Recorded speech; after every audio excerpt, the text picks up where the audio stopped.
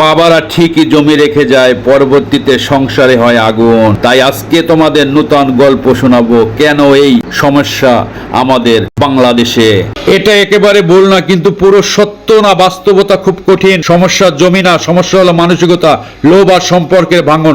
জমি তো একটা সম্পদ, ঠিকভাবে ভাগ করলে, বুঝে ব্যবহার করলে আশীর্বাদ, কিন্তু যখন ভাই ভাইয়ের বিরুদ্ধে যায়, ছেলে বাবার সাথে ঝগড়া করে, তখন এই জমি হয়ে যায় অভিশাপ। কুমিল্লায় ব্রাহ্মণপাড়ায় যে ঘটনা শুনলাম, এটা খুব কষ্টের। একটা পরিবার ভেঙে গেল, একজন মা প্রাণ হারালেন। এটা কোনো জমির দোষ না, এটা আমাদের মানবিকতার ব্যর্থতা। তাই সাবধান, সব বিক্রি করে মরে যাওয়া না, এতে সমস্যার শিকড় ঠিক হবে না। জীবিত থাকতে সুস্পষ্ট বন্টন করে যাওয়া, সন্তানদের ছোটবেলা নৈতিকতা মূল্যবোধ শেখানো, পরিবারের সাথে খোলামেলা কথা বলা, সমঝোতা করা, তৈরি করা, এ প্রয়োজনে আইনগতভাবে উইল করে, দলিল করে, পরিষ্কার করে রাখা।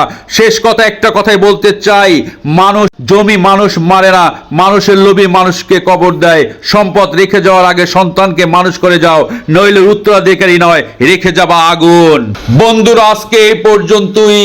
খোদা হাফেজ।